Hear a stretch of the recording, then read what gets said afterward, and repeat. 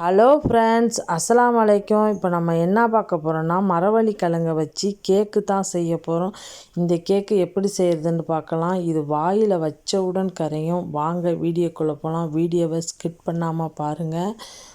1 kilo கிழங்கு எடுத்திருக்கேன். அதுக்கு தோலெல்லாம் ரிமூவ் பண்ணிவிட்டு இந்த மாதிரி செதுக்கி எடுத்துக்கோங்க. நல்லா கழுவிட்டு மண்ணெல்லாம் இல்லாமல் நல்லா வாஷ் பண்ணிவிட்டு இந்த மாதிரி தண்ணி ஊற்றாமல் மிக்ஸி ஜாரில் போட்டு கொஞ்சம் கொஞ்சமாக அரைச்சி எடுத்துக்கோங்க. நல்லா மையாக அரைச்சிக்கலாம். அரைச்சி நான் இந்த பவுலில் ஊற்றி எடுத்துக்கிறேன். நான் 2 தடவையாக அரைச்சி எடுத்துருக்கேன்.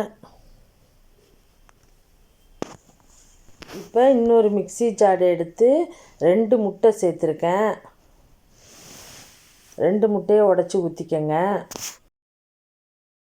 சீனி 100 கிராம் எடுத்திருக்கேன். 1 கப்பு சீனி போட்டிருக்கேன். உங்களுக்கு இனிப்புக்கு ஏற்ற போட்டுக்கோங்க. இது கரெக்டாக இருக்கும் எனக்கு. வாசனைக்காக 3 ஏலக்காய் போட்டிருக்கேன். அதையும் இது கூடயே நம்ம சேர்த்தே அரைச்சி எடுத்துக்கலாம்.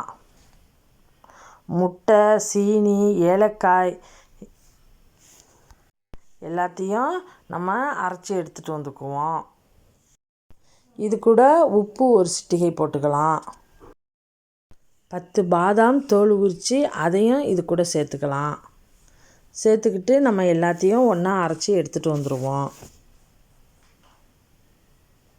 அதையும் அரைச்சி எடுத்துகிட்டு வந்தோன்னா அதையும் அந்த கிழங்கோடு ஊற்றி எல்லாத்தையும் ஒன்றா மிக்ஸ் பண்ணிக்குவோம். இன்னும் இதில் 2 பொருள் சேர்க்குன்னு நான் சொல்கிறேன். வீடியோவை ஸ்கிப் பண்ணாமல் பாருங்கள்.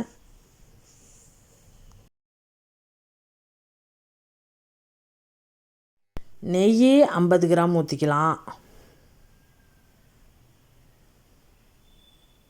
நான் ஒரு 4 ஸ்பூனு நெய் ஊற்றிருக்கேன். அதையும் சேர்த்து நல்லா கலக்கிக்குவோம்.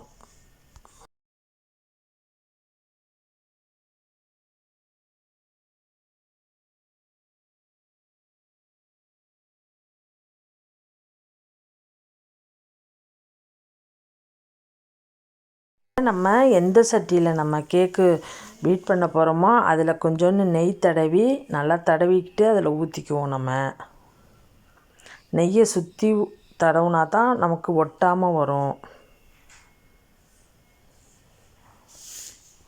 அதை தூக்கி நம்ம கேக்கை மாவை தூக்கி இதில் ஊற்றிடுவோம்.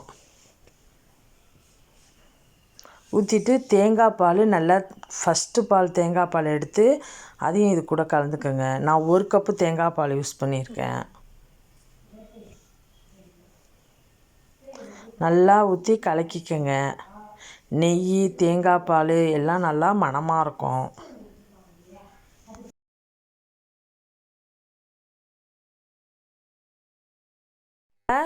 இது கூட ரவா 2 ஸ்பூன் யூஸ் பண்ணிக்கலாம். அதையும் அது கூட சேர்த்து நல்லா கலக்கிக்கோங்க.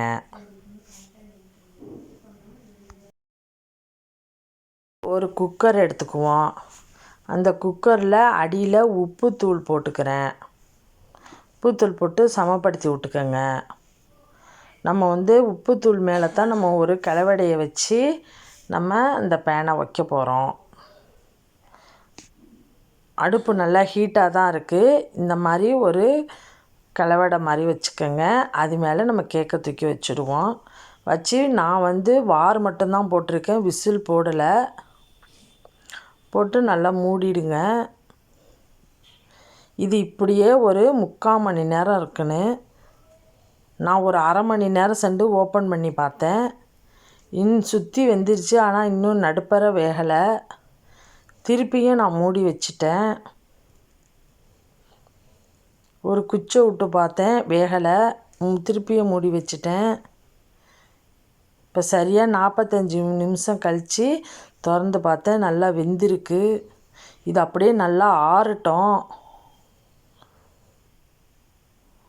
இப்போ தான் நல்லா வெந்திருக்கு. நல்லா ஆறினோன்னே தான் நம்ம கேக்கை தூக்கி கொட்டணும்.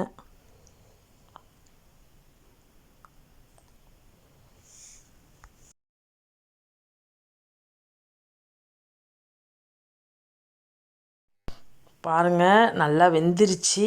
இதை நான் எடுத்து சட்டியிலேருந்து வெளியில் எடுத்து நான் வச்சுட்டேன். இது அப்படியே நல்லா ஆறிடுச்சு. இப்போ இப்போ ஒரு கத்தி எடுத்து சுற்றி ரிமூவ் பண்ணிக்கங்க.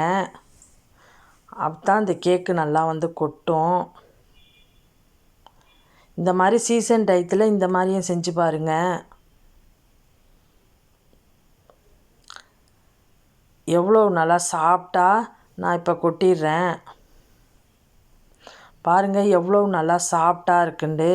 இந்த மாதிரி நீங்களும் செஞ்சு பாருங்கள். இந்த வீடியோ பிடிச்சிருந்தா லைக் பண்ணுங்கள், ஷேர் பண்ணுங்கள், கமெண்ட் பண்ணுங்கள். முக்கியமாக சப்ஸ்கிரைப் பண்ணிக்கோங்க. ஓகே, பாய்.